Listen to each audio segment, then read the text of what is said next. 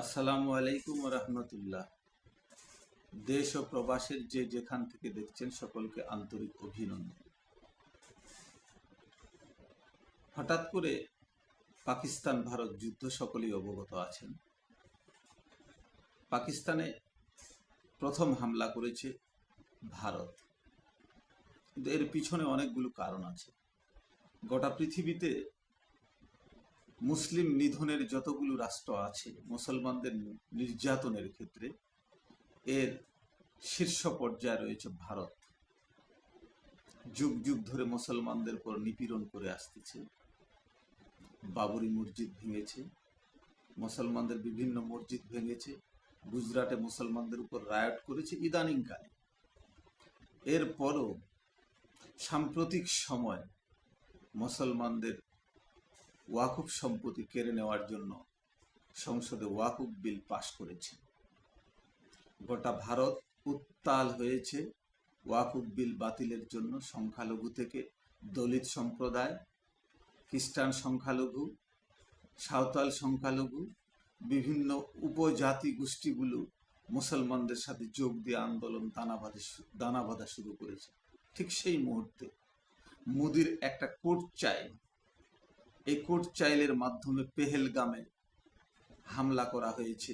যদিও বা তারা বলছে পাকিস্তানি সন্ত্রাসীরা করেছে। আমাদের দৃষ্টিতে এবং মুসলিম মিডিয়া যারা রাজনৈতিক বিশেষজ্ঞ আছে উপমহাদেশের, তাদের দৃষ্টি থেকে এটা মোদির বিজেপির একটা সাজানো নাটক। এই নাটকের মাধ্যমে এই যে গোটা দেশ জুড়ে ভারতের একটা আন্দোলন শুরু হয়েছিল ওয়াকাফ বিরোধী, কেঁপে উঠেছিল মোদির তত্ত্ব, এটাকে অন্যদিকে প্রবাহিত করার জন্য। সুতরাং সামনে আবার প্রাদেশিক নির্বাচন, বিধানসভার নির্বাচন, পাঞ্জাবের বিধানসভার নির্বাচন, 26শে পশ্চিমবঙ্গের বিভিন্ন প্রদেশের নির্বাচন। এই কারণে সামনে দেখেছে বিজেপির একটা ভরাডুবি আসতেছে। মোদি এবং তার বিজেপি আরএসএস সহ তারা চিন্তা করেছে এই সময় শুধুমাত্র একটা যুদ্ধ বাঁধাতে হবে, পাকিস্তানকে ইস্যু করে, মুসলমানদেরকে ইস্যু করে। ঠিক সেটাই করেছে। যদিও বারবার পাকিস্তান বলেছে আন্তর্জাতিক তদন্ত করা হোক পেহেলগামের ঘটনায়, পেহেলগামে আসলে পাকিস্তান জড়িত আছে কিনা, কিন্তু ভারত ভ্রুক্ষেপ না করে একতরফাভাবে রাতের আধারে কাপুরুষোচিত হামলা করেছে। মাশাল্লাহ, পাকিস্তানও জবাব দিয়েছে। তাদের গর্বকে চুরমার করে দিয়ে পাঁচটি তাদের যুদ্ধ বিমান ধ্বংস করে দিয়েছে, আলহামদুলিল্লাহ। এখনো পাকিস্তান পাল্টা আক্রমণ করেছে। গত বৃহস্পতিবার রাত্রে চলছে আক্রমণ, এখনো চলছে।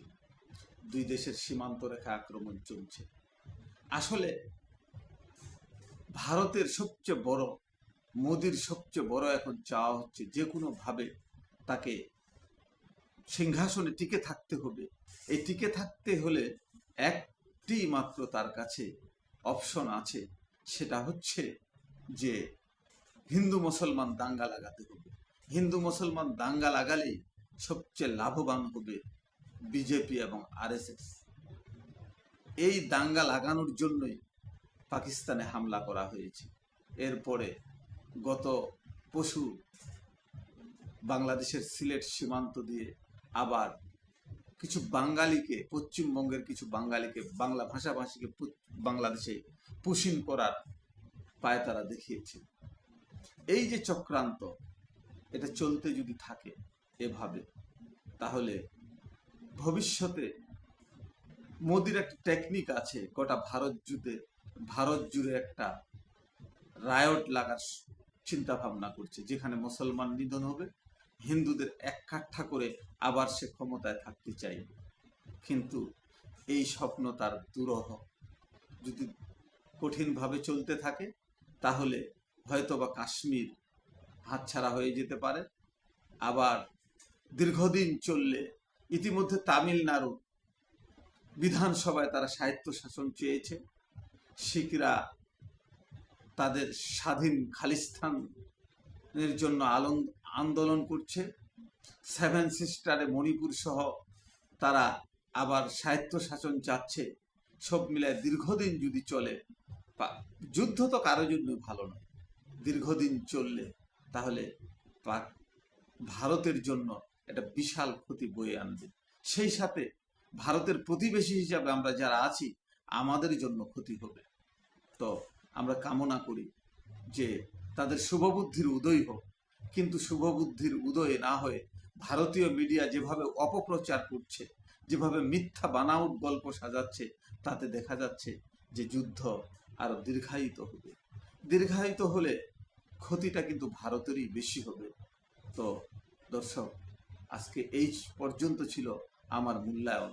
আপনারা আমাকে আপনাদের মূল্যবান মতামত জানিয়ে উপকৃত করবেন। ধন্যবাদ সকলকে।